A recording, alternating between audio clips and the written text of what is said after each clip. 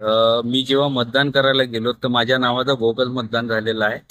याच्यामध्ये प्रशासनाने याची दखल घ्यायला पाहिजे आणि एकीकडे आपण लोकशाहीचा उत्सव म्हणून साजरा करीत आहोत आणि लोकांनाच आपण इथून मतदारापासून वंचित ठेवत आहोत।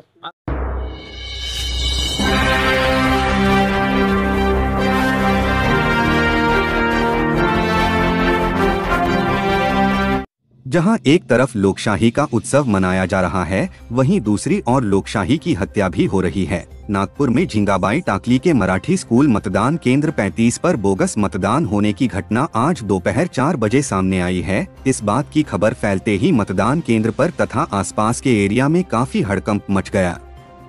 हुआ यह कि झिंगाबाई टाकली के मराठी स्कूल मतदान केंद्र 35 पर रविंद्र घांगरे नामक व्यक्ति जब मतदान करने गया तब वहां के अधिकारी ने बताया कि आपका मतदान हो चुका है। उस अधिकारी ने यह भी स्पष्ट किया कि आपका वोटिंग पोस्ट ब्लेड पर हो चुका है, इसलिए अभी आप मतदान नहीं कर सकते। यह सुनकर रविंद्र घंगारे नामक व्यक्ति काफी परेशान हो गया।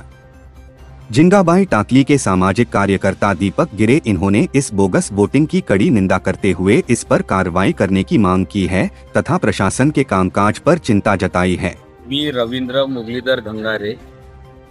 मी जेव्हा मतदान करायला गेलो तर माझ्या नावाचं बोगस मतदान झालेलं आहे। मी जेव्हा त्यांना विचारलं, इन्क्वायरी केली, तर त्यांनी मला म्हटलं की पोस्टल बॅलेट ह्या माझ्या नावाने मतदान झालेलं आहे। बघा, माझ्या हातावरती कुठं मार्क वगैरे दिसत आहे किंवा माझ्या शरीरावरती कुठं मार्क वगैरे दिसत आहे की मी मतदान केलेलं आहे। हे माझ्या नावाने बोगस मतदान केलेलं आहे। मला मतदान करू द्यावं ही माझी विनंती आहे। तुम्ही कोणत्या केंद्रावरती गेले होते? मी झिंगाबाई टाकडी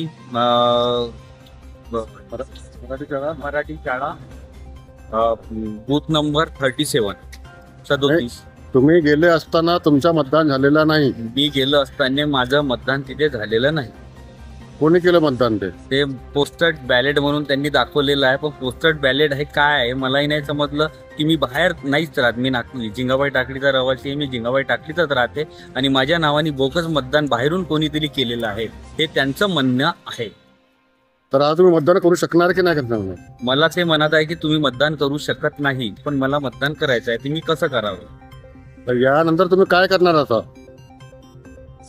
यानंतर मी पोलीस स्टेशनला गाठताय, पोलीस स्टेशनला एक रिपोर्ट टाकत आहे, त्यानंतर ते बघतील काय करायचं काय नाही। झिंगाबाई टाकडी येथील मराठी शाळेमध्ये बोगस मतदान झालेलं आहे असं उघडकीस आलेलं आहे।